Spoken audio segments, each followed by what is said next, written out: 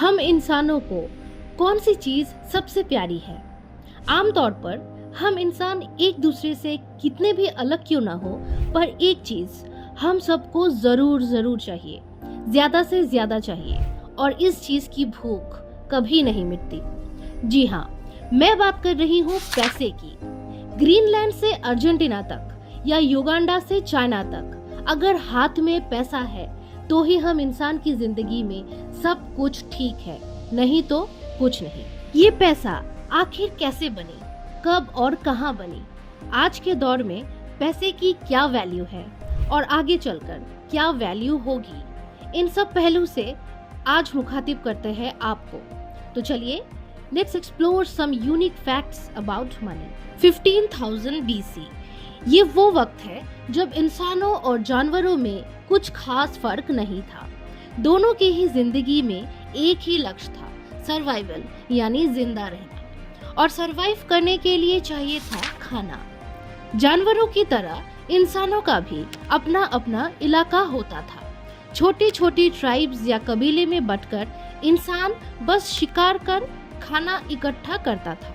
कभी शिकार नहीं मिलती तो एक दूसरे से लड़कर एक दूसरे का निवाला छीन लेना वहाँ आम बात था। अब हर रोज ना ही शिकार मिलती, ना ही किसी का छीना हुआ खाना। तो धीरे धीरे इंसानों को समझ आया कि एक दूसरे से चीजों का लेन देन करके गुजारा कर सकते हैं। शुरुआत हुई वेपन्स और मीट के आदान प्रदान से।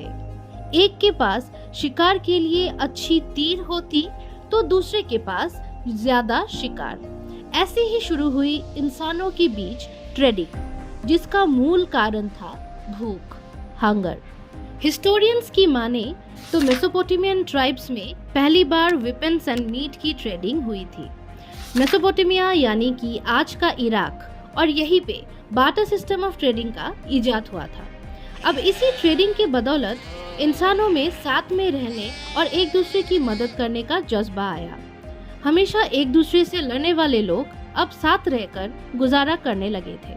कम्युनिटी फॉर्म होने लगी। धीरे धीरे पॉपुलेशंस बढ़ी और शिकार के अलावा अब लोगों ने खेती बाड़ी भी शुरू किया। और तभी बार्टर सिस्टम्स की प्रॉब्लम्स सामने आने लगी। प्रॉब्लम्स जैसे कि कौन से सामान के बदले में क्या लेना है, और सबसे मुश्किल था किसको कितना देना या लेना है। और तब क्ले के टुकड़ों पर लिखकर बार्टर ट्रेडिंग के अकाउंट्स मेंटेन किया जाने लगा। ऐसे शुरू हुई इंसानों के द्वारा अकाउंटिंग। 2500 BC, ये वो वक्त था जब कमोडिटी मनी यानी द्रव्य मुद्रा का इजाद हुआ। अब हर कीमती चीज जैसे गाय, भैंस, सोना, चांदी, कीमती पत्थर, वेपन्स, मीट, अल्कोहल, सॉल्ट, मोरपंख, एनिमल स्किन, और यहाँ तक कि इंसानों को भी मीडियम ऑफ ट्रेड यूज किया जाने लगा। 2500 BC में शुरू हुई गुलामों के जरिए लेन देन आज के इस मॉडर्न जमाने तक चली आ रही है। ह्यूमन ट्रैफिकिंग के जरिए आज भी पूरे दुनिया के 40 मिलियन से भी ज्यादा लोग फोर्स्ड स्लेवरी के शिकार हैं। तो बहरहाल कमोडिटी मनी से जिंदगी काफी आसान तो बनी, पर वक्त और बढ़ती पॉपुलेशंस के साथ अब कमोडिटी मनी के साथ भी दिक्कत होनी शुरू हुई। कमोडिटी मनी का लिमिटेशन ये था कि इससे चीज़ों का सही वैल्यूएशन करना मुश्किल हो गई थी। जैसे एक घोड़े के बदले कितनी बोरी नमक ट्रेड होनी चाहिए, या फिर तलवार के बदले कितने मोरपंख देना चाहिए। ऐसे ढेरों प्रॉब्लम्स उभर कर आने लगी। इसी के चलते अब इंसान धीरे धीरे मेटलिक मनी यानी धातु मुद्रा के तरफ आगे बढ़े। 600 BC का वक्त था जब एंशियंट ग्रीस में पहली बार मेटलिक मनी का इजाद हुआ, जिसे सोना और चांदी को मिलाकर बनाया गया था। लगभग 500 BC में चाइना में कॉपर एंड सिल्वर को मिक्स कर भी सिक्का बनाए गए और प्रामाणिकता के लिए देवताओं और सम्राटों के मोहर लगाए गए। 800 AD में शामलन के चांदी का पैसा जारी किया गया, जो 794 से 1200 AD तक पश्चिमी यूरोप में स्टैंडर्ड सिक्का माना गया था। उसी दौर में पहली कागजी मुद्रा या पेपर मनी चाइना में 700 से 800 AD में बनाई गई, पर पेपर मनी का आमतौर पर इस्तेमाल होने में काफ़ी समय लग गया। As per Britannica.com, paper money का इस्तेमाल लगभग 1455 तक ही किया जाता था। पेपर मनी पे शुरुआत में भरोसा होना मुश्किल था, पर इसका इस्तेमाल भी कहीं कहीं अब शुरू होने लगी। जैसे अंतर्राष्ट्रीय व्यापार के लिए कागजी मुद्रा के हल्के वजन की ही अनुमति थी, क्योंकि मेटल मनी के भारी होने की वजह से उसे बड़ी मात्रा में जहाजों में लेकर दूर देश की यात्रा में बहुत सी मुश्किलें हो रही थी। इसी कश्मकश में 1800 तक ज्यादातर आम इंसानों के पास मेटल मनी का ही इस्तेमाल होते हुए देखा गया।